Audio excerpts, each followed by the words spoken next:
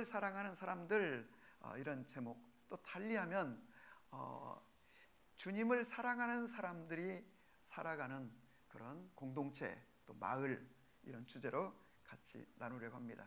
예나 지금이나 어느 시대를 막론하고 아무리 훌륭한 지도자라고 해도 그 지도자를 막 사랑하고 존경하는 백성들이 있는가 하면 그 지도자를 미워하고 싫어하는 그런 백성들이 있습니다.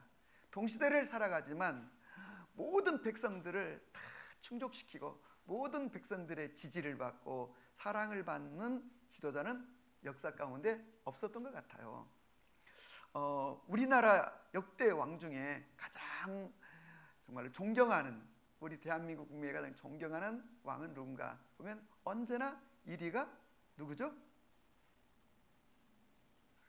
뉴스도 안 보세요? 누구예요? 네, 세종대왕이에요. 언제나 그 부동의 1위가 세종대왕이에요. 근데 사실 세종대왕은 이렇게 그 가장 존경하는 그 왕이기도 한데 세종대왕은 가장 백성을 사랑한 왕이기도 해요.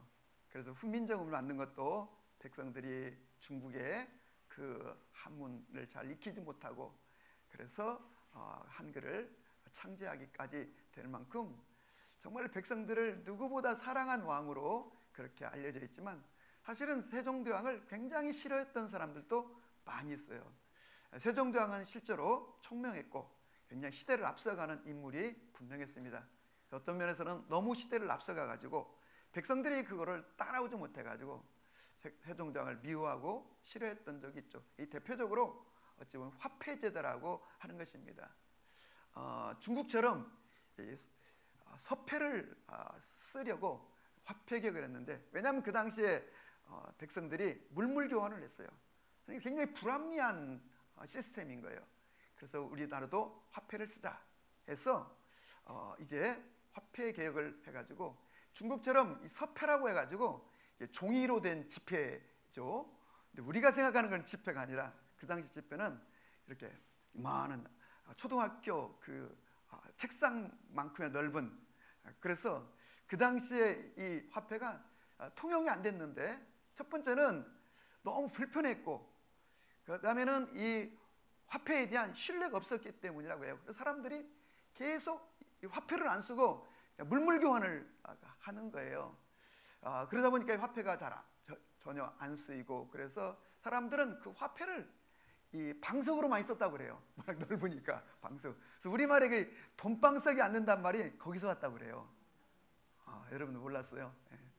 저도 최근에 한 일입니다만은 돈방석이란 말이 거기서 왔다고 그래요. 그래서 불편하니까 안 쓰는 거죠. 그러다 보니까 이제 이거를 성공시키려고 막 무리하게 이 물물 교환을 하는 사람들은 아주 높은 세금을 부과하고 심지어는 감옥도 보내겠다고, 그리고 걸리면은 곤장 100대를 치는 이런 형을 부과시키고, 그래서 한 번은 한 남자가 물물 교환하다가 걸린 거예요. 그것도 쌀 한 대박을 이제 교환하는 데 걸려가지고 곤장 100대를 맞고 너무 억울해가지고 목을 매서 이제 생을 마쳤어요.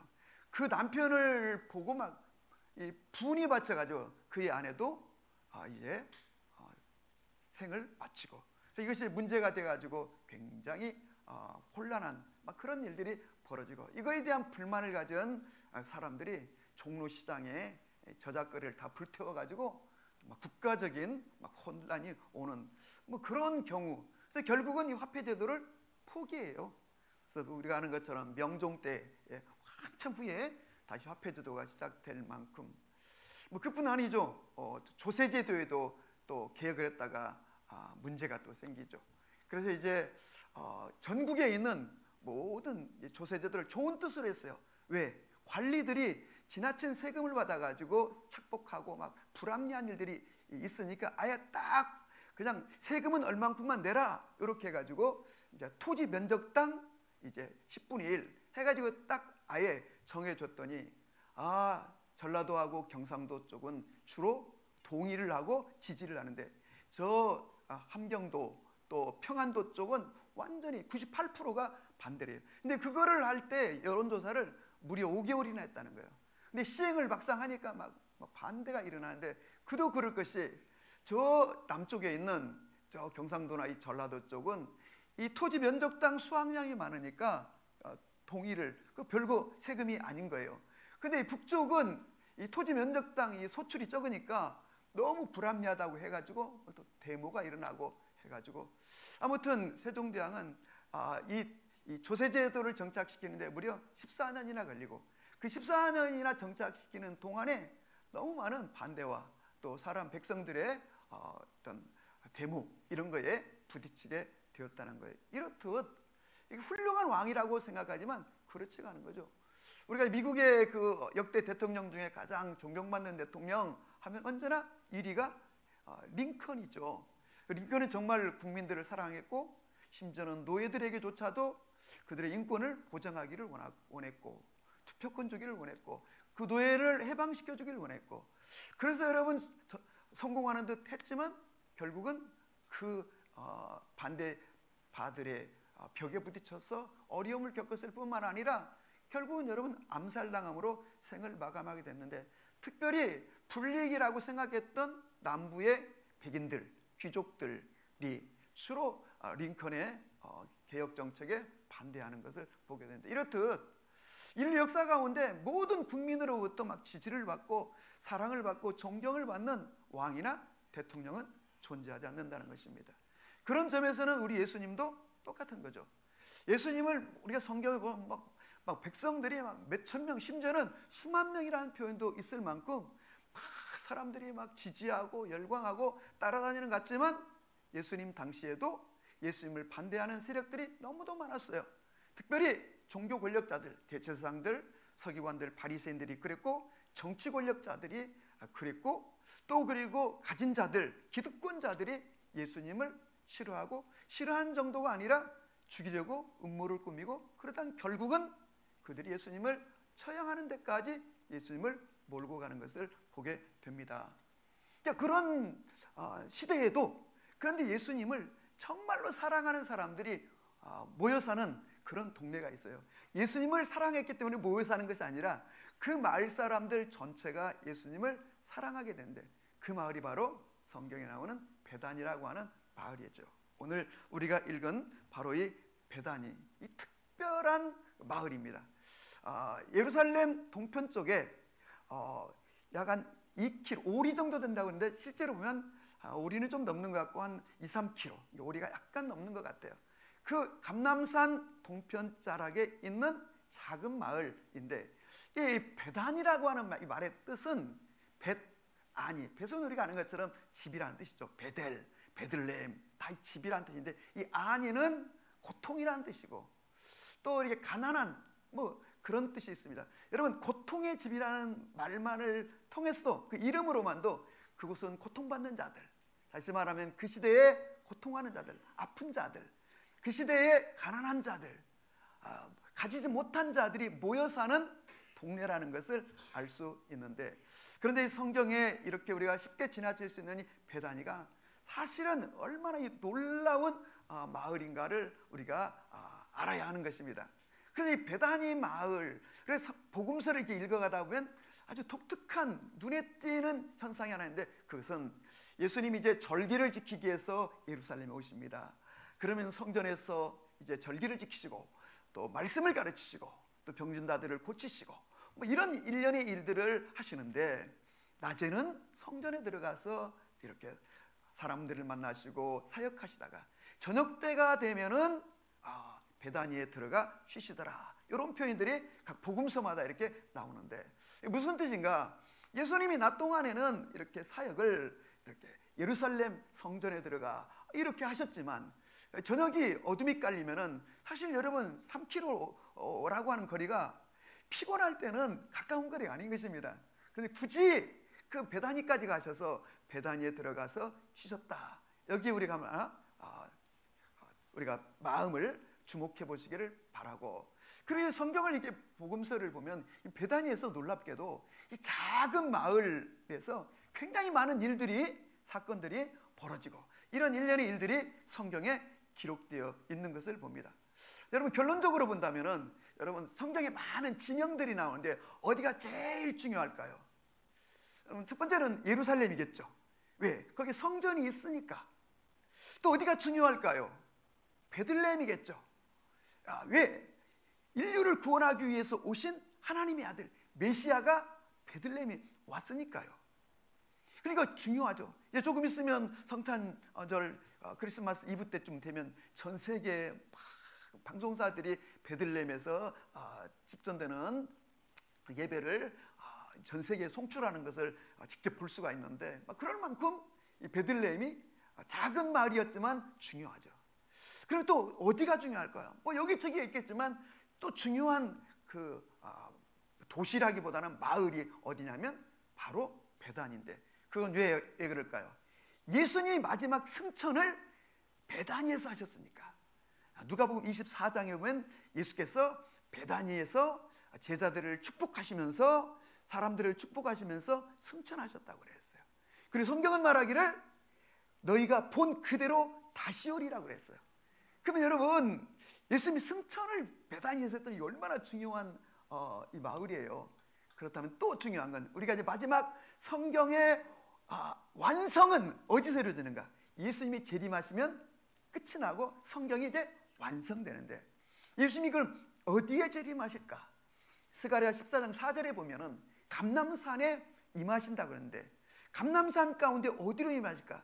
제가 추측하기는 많은 성서학자들이 동의하기는 바로 베다니에 임하실까? 왜? 베다니에서 승천하셨으니까. 베다니로 다시 재림하실. 너희가 본 그대로 오신다고 그랬으니까 오시지 않겠나? 이렇게 우리가 추측해 보는데 이런 점에서 이 베다니라고 하는 이 마을은 굉장히 작은 마을이지만 아주 특별한 마을인 것을 우리가 보는데 이 베다니 사람들이 예수님을 너무 사랑하셨다는 거예요. 여러분 우리가 이제 어느 지역에 가든 뭐 하루를 잘 때 친하지 않은 낯선 사람의 집에서 하루를 잔다는 건 참 불편한 거죠. 그래서 누군가가 여기서 자고 가라고 우리 요즘은 뭐 자고 가는 일 별로 없지만 옛날에는 자고 가라는 일을 그런 권유를 얼마나 많이 했는지 몰라요. 그러나 여러분 불편한 관계이면 자고 가고 싶지 않습니다. 늦어도 집에 가서 자겠다고 그럽니다. 그렇지만 하루 더 있고 싶어하고 더 놀고 싶고 머물고 싶으면 거기서 자는 거죠. 그래서 잠을 잔다고 하는 거, 쉰다는 거는 관계가 편안해야 되는 거예요. 그리고 관계가 사랑의 관계, 소위 친밀감이 있어야 거기서 머무는 거죠. 예수님이 그 예루살렘에 머물지 않고 쉬시지 않고 베다니에 쉬셨다는 것은 여러분 예루살렘은 불편한 장소, 그리고 반면 베다니는 예수님을 너무 사랑하는 사람들, 예수님을 막 사모하고 갈망하는 사람들, 친밀감이 있는 사람들의 마을이었기 때문에 예수님이 늦은 시간에도 베다니에 들어가 쉬셨다는 것을 우리가 알 수 있죠. 여기서 우리가 착안한다면 주님 오늘날 어떤 교회에 머물기를 원하실까? 어떤 가정, 어떤 사람에게 머물기를 원하실까? 너무 당연한 것이죠. 당연한 질문. 여러분 잠언서 8장 17절은 나를 사랑하는 자들이 나의 사랑을 입으며 나를 간절히 찾는 자들이 나를 만날 것이니라. 왜 베다니에 이렇게 많은 사건들, 그 기적들이 일어나고 있는 것일까요? 그것은 베다니 사람들이 예수님을 그토록 사랑했기 때문이고, 그리고 예수님을 그토록 갈망했기 때문에 여러분 일어났던 일이라는 건 또 우리가 쉽게 추론할 수 있는 것이죠. 그래서 여러분 베다니에서 정말 많은 일들이 일어났는데 이 베다니 사람들은 예수님을 사랑할 때 그냥 사랑하시 아니라 특별한 사랑으로 사랑했습니다. 여러분 그래서 우리가 또 성경의 가장 중요한 사건 중에 하나가 바로 소위 예루살렘 왕의 입성입니다. 메시아, 인류를 구원하려고 오신 예수님이 어린 나귀를 타고 성경의 예언대로 어린 나귀를 타고 입성하고 백성들은 호산나 호산나 왕으로 오신 이여 하고 막 종려나무 가지를 들고 막 흔드는데 그게 어디에서 출발했냐면 바로 베다니 벳바게에서 출발했습니다. 성경에 보면 마가복음과 누가복음에는 예수께서 이 예루살렘으로 다가오시면서 이렇게 말합니다. 베다니와 벳바게에 이르러서 제자들을 보내서 그 한 집에 들어가서 어린 나귀를 풀어와라. 그 주인이 왜 남의 나귀를 푸느냐? 그러면 예수님께서 쓰시겠다 하신다. 그러면 곧 보내리라. 그래서 마을에 들어가니까 정말 어린 나귀가 묶여 있는 거예요. 그래서 푸니까 왜 남의 나귀를 푸느냐 그랬더니 예수님께서 쓰시겠다 하신다. 그랬더니 놀랍게도 그 주인은 그 어린 아기를 보내주면서 여러분 어미 아기까지 딸려 보냈다고 성경에 기록하고 있는 것을 보게 됩니다. 어린 아기를 요구하시는 예수님에게 어미 아기까지 보내는 바로 그 베다니 마을 사람들의 예수님을 향한 마음. 예수님은 그 주인이, 나귀의 주인이 예수님이 쓰시겠다고 하면 기꺼이 내어드릴 것을 알고 계셨다는 거예요. 다시 말하면 그들을 신뢰하고 계셨다는 거예요. 여러분, 이것이 여러분과 저의 그런 삶일 수 있기를 바라고, 그런 우리의 주님과의 관계가 될 수 있기를 바랍니다. 오늘 우리가 읽은 이 성경은 그 예수님이 이제 십자가의 죽음을 앞에 두고 며칠 남지 않았는데, 오늘 우리가 읽은 성경 1절에 보면 6월절 엿새 전에, 십자가 지시기 엿새 전에 예수께서 베다니에 오셨다는 겁니다. 그랬는데 이곳은 예수께서 죽은 자 가운데 살리신 나사로가 있는 곳이라. 우리가 잘 아는 요한복음 11장에 보면 나사로가 죽었는데 그 두 자매 마리아와 마르다가 이 일로 인하여 깊은 상심과 아픔 속에 있을 때 예수님을 오시라고 했는데 예수님은 오시지 않고 죽은 지 나흘이나 됐어야 예수님이 토탁하셔서 예수님께서 그 나사로의 무덤 앞에 서서 성경에 보면은 우셨다 그랬습니다. 그 예수님의 우시는 모습, 광경을 보고 그 주변에 서 있던 사람들이 말하기를 저가 그 죽은 자 나사로를 얼마나 사랑하였는가 보라, 이렇게 나왔어요. 예수님이 통분히 여기시고 막 다시 말하면 가슴 아파하시면서 안타까워하면서 우셨다는 거예요. 근데 이것은 예수님이 저 나사로, 저 가정을 얼마나 사랑하셨는가를 보라, 그걸 우셨다는 거예요. 여러분, 이것만 보아도 예수님이 이들의 가정을 얼마나 사랑하셨는가. 그런데 그 죽은 자를 살리시는 이 기적을 어디에서? 바로 베다니에서 행하셨다는 것입니다. 뿐만 아니라 여러분, 그 다음날 예수님께서 이제 베다니에서 나가실 때에 시장하신지라 그 무화과 나무가 많은 열매를 맺을 것처럼 보였는데 열매를 맺지 못하고 있으자 예수께서 무화과 나무를 선언하셨습니다. 네가 다시는 열매를 맺지 못하라 했는데 그 다음날 보니까 나무가 뿌리부터 말라 죽어 있더라는 겁니다. 물론 이것은 예수님이 계시적인 사건입니다.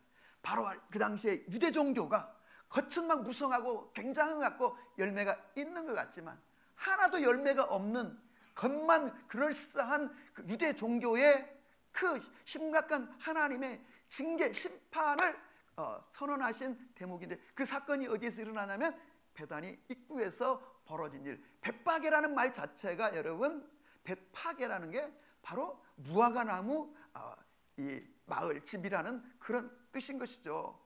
그러니까 이런 일들이 다 이 베다니에서 일어났는데, 오늘 우리가 읽은 이 사건도 굉장히 중요한 사건인데 바로 베다니에서 벌어졌다는 겁니다. 그런데 여러분, 어디에서 어떻게 되었는가? 2절에 보니까 거기서 예수를 위하여 잔치할세. 우리가 다른 복음서 보면 이 잔치를 하고 있는 집이 마르다 마리아의 집이 아니고 나병 환자 시몬의 집이라고 그렇게 되어 있어요. 여러분, 어떻게 나병 환자가 예수님을 초청할 수가 있고 버젓이 이렇게 마을에 살 수가 있겠습니까? 이것은 본래 나병 환자였는데 예수님께서 치유하시고 치유받고 너무도 감사해서 예수님을 위하여 잔치를 벌였다는 거예요. 여러분, 예수님의 일행이 얼마나 많습니까? 일단 제자만 해도 12명, 예수님까지 13명이에요. 따라다니는 여러분 여인들도 있다고 했으니까 상당한 숫자인데, 그냥 식사 대접 한 끼 했다는 게 아니고 위하여 잔치를 벌였다는 얘기는, 근데 이 말이 어떤 말이냐면 고통의 마을, 고통의 집, 가난한 집. 여러분, 가난한 사람들이 모여 사는 집인데 그 시대에 예수님의 많은 일행을 여러분 위하여 식사 대접이 아니라 잔치를 벌였다는 것은 엄청난 여러분 출연을 그렇게 했다는 거예요. 했다는 거. 그러니까 이것이 얼마나 놀라운 이 사건인가. 그런데 그 집에서 지금 잔치를 벌일 때에 마리아와 마르다가 식사를 준비하는 일에 돕고 섬기고 있었다는, 그리고 예수님은 말씀을 가르치고 있었다는 거 아니겠습니까? 그런데 갑자기 식사 중에 마리아가 지극히 비싼 향유 곧 순전한 나드 한 근을 가져다가 예수님의 발에 붓고 자기 머리털로 그의 발을 닦으니 향유 냄새가 그 집에 가득하더라. 이 갑작스러운 이 사건이 벌어진 거예요, 여러분. 어떤 일이? 향유를 예수님의 발에, 또 다른 복음서에는 머리에 부었다고 하는데, 그거는 뭐냐면 머리와 발에 부었다는 것을 알 수가 있는 것이죠. 그래서 깜짝 놀란 제자들이 막 흥분하면서 그녀를 막 비난했다는 겁니다. 네가 어찌하여 이렇게 값비싼 향유를 300데나리온에 팔아 가난한 자들에게 주지 않고 이렇게 허비하느냐라고 하자 예수님께서 말씀하시기를, 가만두어라. 그녀가 나의 장례를, 죽음을 준비하고 있다 하면서, 가난한 자들은 항상 너희와 함께 있거니와 나는 항상 있지 않다. 곧 떠나게 되신다는 뜻이죠. 그리고 이 여자가 행한 일이 복음이 전파되는 곳에 전하여지리라, 이렇게 말씀했다는데 굉장히 중요한 대목이죠. 여러분, 첫째, 지금 이 여인이 얼마나 예수님을 사랑했으면 그 섬기는 일로 부족하여 자기 오빠가 죽을 때, 나사로가 죽을 때도 사용하지 않았던 그 값비싼 향유, 인도산 나드 향유를 예수님의 머리에, 발에 쏟아 부어 드렸다는 거예요. 예수님께서 최근에 계속 예수님의 죽음을 얘기하시는 거예요. 고난을 얘기하시는 거예요. 그래서 뭔지는 잘 모르지만 죽음의 그림자가 드리워지고 있을 때 성령의 감동을 받은 바로 이 마리아가 예수님에게 향유를 쏟아 그냥 옥합을 깨뜨려 부어 드렸다는데, 여러분, 이게 향유가 얼마나, 이 엄청난 것이냐면 300데나리온이라는 거예요. 여러분, 우리가 아는 것처럼 한 데나리온은 이런 남성 성인이 하루 일해서 받는 품삯이에요. 오늘날로 하면 보통 여러분 막노동을 해도 보통 17만 원, 20만 원씩 주고 그러는데, 그렇게 하면 1년 동안 300데나리온이면 300일, 그러니까 1년의 연봉에 해당하는 것이고, 줄잡아 우리 돈으로 하면 한 5천만 원, 6천만 원 되는 엄청난 돈인데, 그걸 한순간에 쏟아 부었으니까 먹는 것도 아니고 이게 다 쏟아 부으면 다 날아가 버리는 것인데, 깜짝 놀란 제자들, 놀랄만도 한 거죠. 왜냐하면요, 예수님이 광야에서 5천 명의 군중들을 먹일 때 남자 장정만 5천이라고 그랬어요. 이 여성과 아이들까지 하면 성사학자들 한 2만 명 정도로 추정하는데, 2만 명을 먹이는데 얼마가 필요할까요? 성경에는 200데나리온이라고 했어요. 여러분, 지난번 우리 소풍 갔을 때 도시락 얼마 주셨어요? 하나에? 기억도 안 나요? 내가 찾아보니까 보통 한솔 도시락 10,000원에서 12,000원 돼 있더라고요, 내가 보니까. 그러니까 줄잡아 10,000원 잡아도 여러분 2만 명을 먹이는데 200데나리온 필요하다는 거예요. 그럼 이게 얼마예요? 2천만 원, 2천만 원. 300데나리온은 3천만 원 정도 되는 거죠, 여러분. 근데 아무튼 다시 말하면 그렇게 인건비로 환산해 본다면 여러분 5천만 원, 6천만 원 되는 한 남자의 1년 연봉을 그냥 쏟아 부으니까 왜 그것을 허비하느냐고 깜짝 놀랄 수밖에 없었던 것이죠. 그러나 이 여인은 예수님을 위하여 예수님의 죽음을 바라보며 기꺼이 예수님에게 쏟아 부어드렸다는 거. 이 근거, 뿌리가 동기가 무엇일까요? 예수님을 사랑했기 때문이라는 거예요. 지금 예수님의 죽음을 위해서 드리는 건데 이건 보상도 없는 거예요. 왜? 예수님 곧 돌아가시니까. 그냥 예수님을 향한 그 사랑을 아낌없이 향유로 쏟아 부었다는 그 여인의 이 심정을 헤아리실 수 있기를 주님의 이름으로 축복합니다. 반면 제일 먼저 가룟 유다가 일어섰고, 그 다음에 다른 제자들도 같이 합세하여서 그 여인을 비난했다고 그랬어요. 그런데 이러한 가룟 유다의 행위는 그 돈을 훔쳐감이니라, 이렇게 나와 있죠. 돈꾀를 맡은 자라 돈을 훔쳐감이니라. 여러분, 이건 무엇을 우리에게 지금 보여주냐면 사랑이라는 주제로 우리에게 보여주는 거예요. 첫째, 이 여인이 얼마나 예수님을 사랑했으면 그 값비싼 향유, 어쩌면 자기의 결혼을 위한 준비금, 평생에 모은 거를 쏟아 부어버렸고, 여러분, 이 나병 환자 시몬의 집은 예수님의 제자 일행을 위해서 잔치를 준비하고, 이 모든 것은 동기가 예수님을 너무 사랑하였기 때문인데, 그런데 가룟 유다와 이 제자들, 특히 가룟 유다는 왜 이렇게 반기를 들고 발끈했을까요? 예수님을 사랑하지 않았기 때문이에요.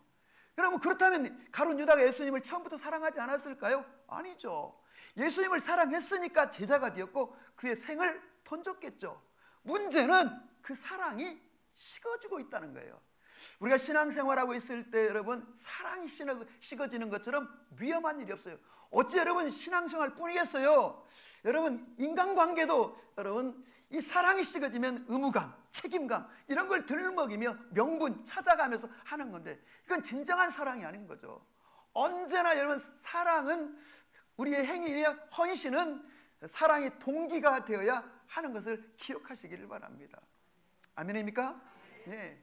다윗은 하나님을 얼마나 사랑했던지, 나의 하나님을 향하여 그가 고백하기를, 나의 힘이 되신 여호와여, 내가 주를 사랑합니다.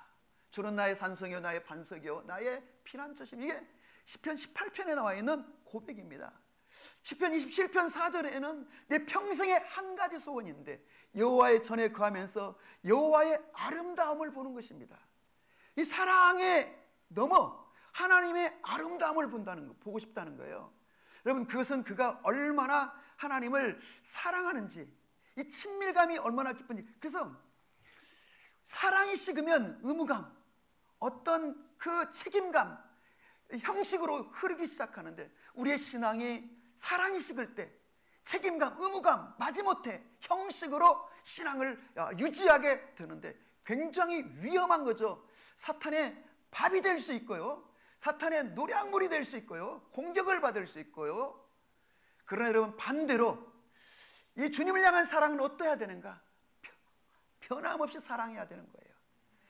에베소서 6장 24절에 보면요, 주 예수를 변함없이 사랑하는 자에게 은혜가 있을지어다.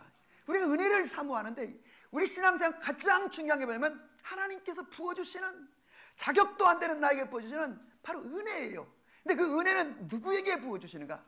주 예수님을 변함없이 사랑하는 자들에게 부어주시는 줄로 믿으시기를 바랍니다. 아멘? 네, 사랑이 식으면 오늘 돈벌이로 예수님을 바라보게 되고, 그리고 예수님을 결국은 30냥에 팔아넘겨버리는 이러한 일들이 벌어졌는데, 그 모든 게 다 사랑이 식었기 때문이고, 그러나 여러분, 예수님이 떠나야 될 시간이 다가오고 있을 때 점점 시간이 갈수록 예수님을 더 깊이 사랑하는 사람들이 있었으니, 그들이 바로 여러분 베다니 마을에 살고 있는 사람들인 것을 보게 되는 것입니다. 여러분, 그래서 제가 이런 결론, 베다니 마을에는 예수님을 사랑하지 않는 사람이 한 사람도 없었어요. 저는 바라기는 우리 교회가 예수님을 사랑하지 않는 사람은 한 명도 없기를 바라고, 우리 가족 중에, 우리 식구 중에 예수님을 사랑치 않는 사람이 한 사람도 없기를 주님의 이름으로 축복합니다. 아멘? 그렇습니다. 여러분, 사랑은 친밀감입니다. 정말로 여러분과 제가 우리의 삶을 통해서 주님을 사랑할 수 있기를 바라고, 우리의 사랑을 고백하고 여러분 주님의 또 사랑한다는 음성을 들으실 수 있기를 축복합니다. 그래서 오늘 불렀던 찬양, 사랑합니다 나의 예수님, 사랑합니다 아주 많이요. 내가 잘 부르면 한번 멋들어지게 불러보고 싶은데, 사랑합니다 그것뿐이에요. 사랑한다 아들아 내가 너를 잘 알아오노라, 사랑하는 내 딸아 내가 너를 더 축복하노라. 아멘? 예, 그렇습니다. 여러분, 이 사랑이 얼마나 중요한가. 네, 하나님을 정말 사랑하시는 분이 계세요. 저의 스승이세요. 네. 그래서 지난 수요일 제가 이제 전화를 이렇게 드렸습니다. 근데 그건 저희 스승 목사님의 사모님이 지난주에 돌아가셨어요. 근데 제가 정말로 불가피한 사정 때문에 조문을 못해서 전화로라도 드리려고 했어요. 전화를 드렸더니 너무 반가워하시고 기뻐하시면서 저에게 전화하는 내내 저에게 뭐라고 부르시냐면, 소 목사님 사랑합니다. 목사님 사랑해요. 계속 그러시는 거야. 그래서 제가 전화를 끊고 제 아내한테 가면서 목사님 계속 전화에다 대고 사랑합니다. 서 목사님 사랑해요. 그러시대. 그랬더니 제 아내가 나이가 들어서 그런가 봐요. 그러는데 물론 그래서도 그런 거 있겠지만 사랑한다고. 근데 중요한 거는요, 정말 그 목사님의 그 음성, 그 말씀이 내게 진짜 사랑으로 절절히 느껴졌어요. 그리고 내 심령 속에 정말 우리 목사님이, 스승님이 저를 진짜 사랑하시는구나, 그걸 제가 깨달았어요. 그래서 제가 이제 전화를 하면서 목사님 지금 그런데 어디 계세요? 그랬더니 아니 지금 어디에 사시느냐고 그걸 물어봤거든요. 이제 본래 은퇴 목사님들이 사시는 그 원로원에 계셨는데 혹시 이제 사모님이 돌아가셨으니까 뭐 그 자녀들 집에 들어갔는데 그걸 여쭤봤는데 목사님은 지금 어디 계세요 하니까 지금 어디 서 있느냐 그런 줄 알고 지금 여기 그 어디 그 건물 앞에 서서 지금 거리에서 전도하고 있어요 그러는 거예요. 근데 그 시간이 5시, 제가 시간을 보니까 5시 40분이더라고요. 그리고 밖에 창밖을 보니까 어둠이 깔리고 있더라고요. 그런데 그 늦은 시간까지 목사님은 정말 하루도 안 빼놓고 매일 거리에 나오셔가지고 이렇게 복음을 전하시고 전도하시고, 어떤 때는 제가 이렇게 모시고 가다 보면 이렇게 막 아무나 붙잡고 이렇게 전도를 하세요. 근데 그걸 뿌리치는 정도가 아니라 어떤 젊은 친구들은 굉장히 막 불쾌하게 아주 뭐 정색을 하고는 막 쏴붙이는 그런 경험도 제가 여러 번 했어요. 나는 그래서 기독교인이시라 하고 이런 젊은이들도 봤고, 근데 목사님 그걸 아랑곳하지 않고 그냥 누구에게나 가서 복음을 전하는데 정말 주님을 사랑하는 그런 분인 것을 보게 되는데, 목사님 우리 이제 연세가 82세이시거든요. 그런데도 불구하고 매일 거리에 나가서 복음을 전한다고 하는. 그런데 그 전화기로 들려오는 목사님 정말 사랑합니다, 사랑합니다 라고 하는 음성이 너무 이렇게 절절히 느껴졌습니다. 여러분, 관계는 사랑을 기반하고 있어야 되는 것이죠. 주님과의 관계도 그렇고 인간관계도 마찬가지예요. 우리는 주님만을 사랑하는 사람이 아니라 우리가 수평적으로는 내 이웃을, 모든 사람을 사랑해야 되는 그런 사랑인데, 그 사랑은 내게 있는 나의 사랑이 아니라 주님께로부터 받은 사랑, 부음받은 그 사랑을 나누는 그런 사랑인 줄로 믿습니다. 아멘. 그래서 여러분 오해는 하지 마세요. 그래서 제가 그 부의금을 이제 보내드렸어요. 보내드렸는데 얼마나 보내드렸냐면 통상적인 금액보다 한 10배에서 한 20배 정도 보내드렸어요. 근데 목사님 막 뭘 또 그걸 보냈냐고 그러시더라고요. 근데 사실은 그런 것 여러분이 말씀드리신 게 아니라 그렇게라도 나의 사랑을 전달하고 싶고, 저는 앞으로도 이제 사모님도 안 계시니까 정말로 목사님의 노후를 위해서라면 내가 뭐라도 드릴 수 있는, 그게 우리의 관계의 사랑이라고 저는 그렇게 여기고 있는 거죠. 그렇습니다. 여러분, 오늘 그런 점에서 오늘 이 여인이 그 300데나리온이나 엄청난 이 금액의 이 향유를 쏟아 부은 것이 제가 볼 때는 전혀 이상하지 않는 거예요. 왜? 그건 주님을 향한 주님에 대한 사랑의 표현이었기 때문에, 그건 뭐 다른 복음서에는 옥합을 깨뜨려 드렸다는 얘기는, 이건 남김없이 그냥 미련도 없이 온전히 송두리째 온전한 사랑을 주님에게 드렸다는 뜻입니다. 그리고 이제 복음서를 읽어가다 보면 어느 날 예수님께서 성전 앞에 의자를 딱 받치시고는 쭈그리고 앉으셔가지고 그날 성전에 들어가는 사람들이 성전 헌금기에 드리는 헌금을 지켜봤다고 그렇게 마가복음에 자세하게 기록되어 있습니다. 그런데 예수님께서 제자들에게 뭐라고 말씀해요? 오늘 헌금을 한 사람들 중에 한 과부가 드린 이 두렙돈 가장 많은 것을 드렸느니라. 다른 사람들은 있는 것 중에 아주 일부를 드렸거니와 저 여인은 전부를 드렸느니라. 이 두렙돈이면 오늘날 우리 돈으로 보통 뭐 한 5,000원에서 한 10,000원, 그저 저녁 한 끼 먹을 수 있는 금액 정도 되는 거. 다시 말하면 그 두렙돈은 그 여인 가난한 과부의 오늘 저녁 식사를 할 그런 비용인데, 그 내일 당장 몇 시간 후에 일을 생각지 않고 그저 주님에게 온전히 드렸다. 그래서 이거는 헌금이 얼마고 이걸 말하는 것이 아니라 그녀의 마음이 주님을 향하여 어떠한지를 보여주고 설명하는 예수님의 설명이라는 것을 여러분과 제가 기억할 수 있기를 주님의 이름으로 권합니다. 이 사랑이란 여러분 매우 추상적입니다. 그리고 좀 더 쉬운 표현은 친밀감입니다. 내 주님을 얼마나 이 친밀한, 주님도 나를 얼마나 사랑하는지 이 친밀감이라고 할 수 있는데요. 제가 지금은 뭐 강의를 거의 안 다니고 있습니다만은 옛날에 한 10여 년 전, 15년 전에는 제가 강의를 많이 했어요. 많이 다니다 보니까 이제 뭐 큰 집회 같은 것도 하죠. 뭐 목회자, 뭐 전국 목회자 집회, 또는 선교사 대회, 또는 뭐 리더 컨퍼런스 이런 데 이제 주광산에 이제 외국 목사님이 오시고 뭐 저희는 한 타임씩 맡아가지고 같이 이제 집회를 섬길 때가 많았는데, 그때 제게 늘 이게 의문이 하나 있었어요.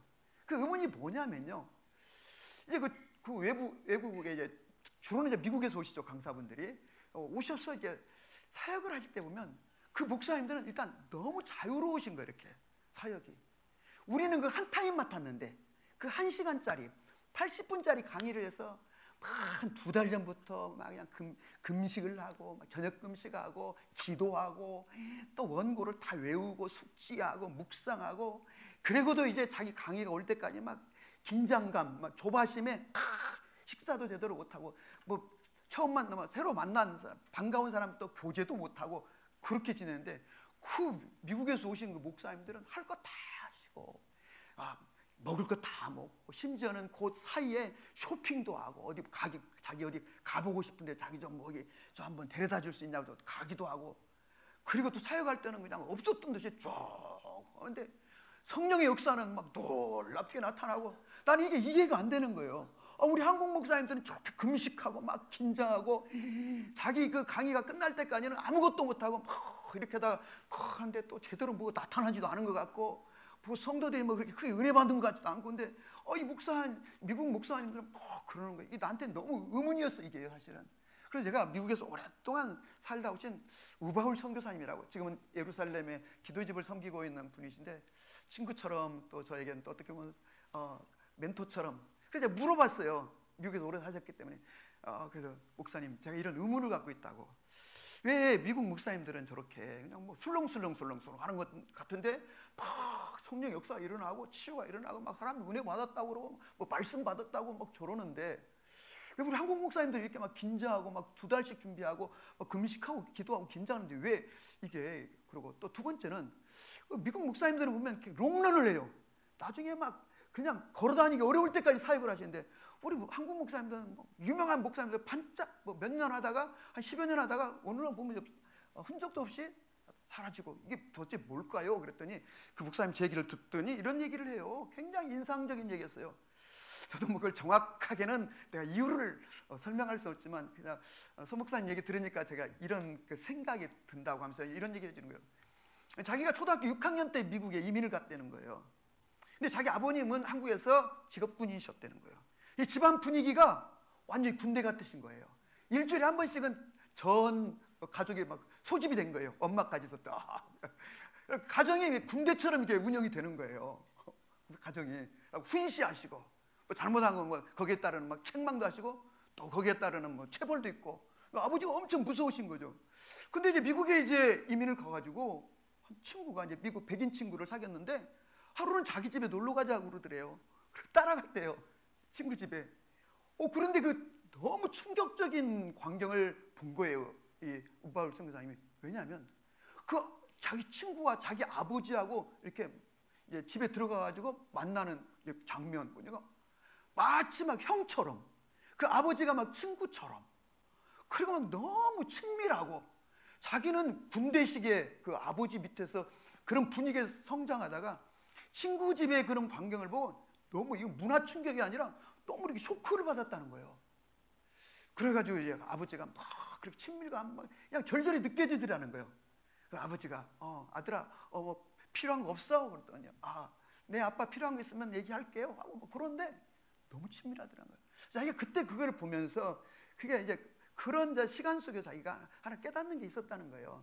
자기가 보기에는 그 친구를 보면서 또 미국에 자기가 살면서 하나 느낀 건 뭐냐면, 미국 목사님들이 막 세속화됐다 어쩌다 저쩌다 하지만은 그들 속에는 이 강력한 하나님에 대한 신뢰가 있는데, 그 믿음, 이 신뢰라는 게 어디로부터 오는가를 봤더니 그 아버지와의 관계에서 오는 것 같더라는 거예요. 아버지는 언제나 나를 돌보시며 친밀하고, 어떤 부탁을 하든지 늘 준비가 되어 있고 그 약속을 반드시 지키며 그 보호하는 그 아버지와의 이 절대적 친밀감이 성장하면서 나중에 그대로 이 하나님과의 이 믿음, 이 신뢰, 이 친밀감으로 이 형성이 돼가지고 내가 주님의 이름으로 주님을 위하여 외치고 선포하면 약속하신 성령을 반드시 부으시고 그 약속하신 치유가 반드시 일어날 것을 믿는다는 거예요.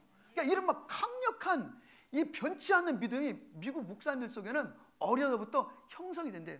우리는 한국 목사님들에게 만나보면 도리어 자신처럼 그 아버지로 인하여 상처가 많고 그 아픔이 많아가지고 이 아버지와의 친밀감이 형성이 안 돼가지고 하나님을 막 믿으려고 하는데도 안 믿어지는 거예요. 이게 믿으려고 애를 써도 안 믿어지는 거예요. 이게 한국 목사님이니까 이게 사역이라고 하는 것은 믿음을 바탕으로 이루어지는 건데 이 사역이 제대로 일어나겠는가를 자기가 많이 생각하게 되었다는 그런 얘기를 하는데 제가 그 우발 성사님 얘기를 듣고 너무 이렇게 공감하는 바가 많았어요. 결론입니다, 여러분. 지난주 새벽기도 때 제가 이런 얘기를 했어요. 여러분, 성경을 읽을 때 굉장히 중요한 게 뭐냐면 하나님의 눈이 지금 어디를 주목하고 있는지를 보는 것입니다. 성경에 수많은 사건들이 있죠. 근데 그 사건 속에서 하나님의 눈이 어디를 주목하고 있는가를 보는 게 성경에서 가장 중요합니다. 하나님의 눈이 어디를 주목하고 있는가. 자, 오늘 우리가 베단이라고 하는 말을 보고 있는데 지금 성경에는 말씀드린 것처럼 수많은 지역들, 지명들이 나옵니다. 그 예루살렘이 있고 뭐 베들레헴이 있고 뭐 갈멜이 있고 불이 내려온 여리고가 있고 수많은 지명들이 나오는데 지금 예수님이 가장 주목하는 동네가 어딘가? 베단이라고 하는 사실이에요. 베단이라고 하는 그 가난한 사람들이 모여 사는 그 촌락 고통의 마을, 그 고통을 안고 살아가는 사람들의 마을을 주목하고 계신다는 것이고 또 그 당시에 수많은 사람들 제사장 옷을 입고 뭐 거룩한 척하고 걸어다니고 헌금을 드리는 것처럼 사람들에게 뭐 드러내고 하는 종교인들, 뭐 율법사들, 성경을 달달 외우는 서기관들 있었지만 그 예수님이 누구를 주목하고 계시는가? 바로 여러분 베다니 마을 사람들을 주목하고 계시고 그래서 이 베다니 마을 사람 나사로의 죽음 앞에서 예수님이 통분히 여기시면서 우셨다고 했고 예수님이 저들을 얼마나 사랑하는지를 보라 했고 그래서 여러분 예수님만 이들을 사랑하는 거냐. 두 번째는 여러분 주님의 마음이 어떠한지를 보아야 되는 성경을 읽을 때 그 사건 속에서 우리가 주님의 마음을 느낄 수가 있어요. 그다음에 베다니에서 오신 예수님의 마음은 지금 어떨까? 너무 기쁜 거예요. 왜? 다 환영해 주니까 막 그냥 지나칠 정도로 좀 과하게 예수님을 막 섬겨주니까 예수님 막 너무 기쁘고 너무 고마운 거예요. 그 다음에 여러분 또 우리 성경 읽을 때 무엇을 봐야 되는가? 그 성경에 나오는 주인공, 인간 그 주인공의 마음은 어떠한가? 오늘 베다니에 있는 사람들은 다 기쁨으로 예수님을 위해서 잔치를 벌이고 막 감사의 마음. 그렇죠. 나병에 걸렸다가 죽음의 끝을 기다리고 있는데 치유를 줘서 가정으로 돌아와 다시 가정이 회복이 되었으니 죽었던 나사로 오라버니가 살아서 돌아왔으니 주님이 베푸신 사랑으로 인하여 베다니 사람들은 막 한결같이 예수님과 이 스토리가 있는 거예요. 여러분 신앙생활에서 스토리가 없으면 이게 참 안타까운 거죠. 예수님과 나 사이에 주님과 나 사이에 스토리가 있어야 되는 거예요. 많은 스토리가. 이 베단이라는 마을은 작은 마을이지만 수많은 스토리가 있는 거예요. 이 엄청난 일들이 여기서 막 벌어진 거예요. 가정마다 스토리가 있는 거예요. 막 은혜를 받는 사람, 치유를 경험한 사람, 사랑을 입은 사람. 예. 그래서 여러분 오늘 예수님께서도 베다니를 사랑하셨지만 사실은 베다니 사람들도 예수님을 지극정성으로 사랑했던 것을 보게 됩니다. 이것이 여러분과 저의 마음이 될 수 있기를 바랍니다. 톨스토이는 그의 삶의 끝자락에서 교회를 위해서 쓴 단편집이 있는데 그게 바로 사람은 무엇으로 사는가입니다. 큰 덩어리 3개로 되는데 제일 앞부분에 보면 이런 이야기가 있습니다. 미카엘 천사를 하나님이 이제 징계를 내리셔가지고 이 땅에 보내면서 3가지를 알아오라고 하는데 그 중에 첫 번째가 뭐냐면 사람 안에는 무엇이 있는가를 알아오라. 3번째 숙제가 뭐냐면 사람은 무엇으로 사는가를 알아오너라. 이걸 다 설명할 수는 없고요. 미카엘 천사가 이 땅에 와서 이런저런 어려움 속에서 그가 발견한 건데 인간 안에는 하나님의 사랑이 있다는 걸 알았습니다.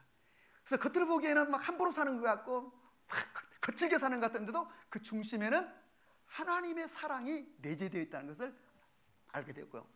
사람이 어떻게 사는가를 보았더니 서로 돕고 서로 섬기고 불쌍히 여기고 보니까 인간 세상은 그 사랑으로 흘러가고 있더라는 거예요. 그렇습니다. 여러분, 사랑이 제일 중요한 것이죠.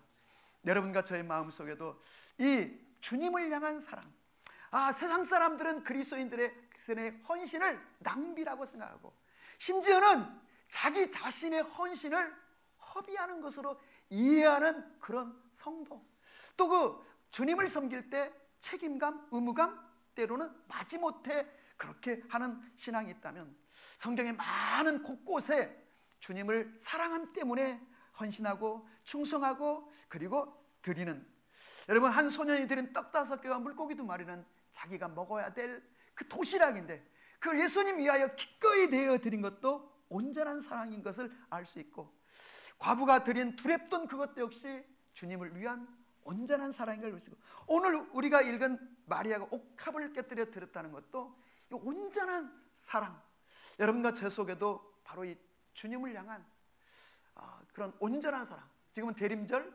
성탄을 준비하는데 마치 황금과 유향과 모략을 가지고 먼 길을 왔던 동방의 박사들처럼 우리의 중심을, 우리의 마음을, 사랑을 드리는 그런 믿음의 사람들, 바라기는 우리 사도행전 교회 안에는 예수님을 사랑하는 사람들로 가득 채워진 공동체가 되기를 바라고, 우리 중에 누구도 주님을 사랑하지 않는 사람은 없기를 주님의 이름으로 축복합니다.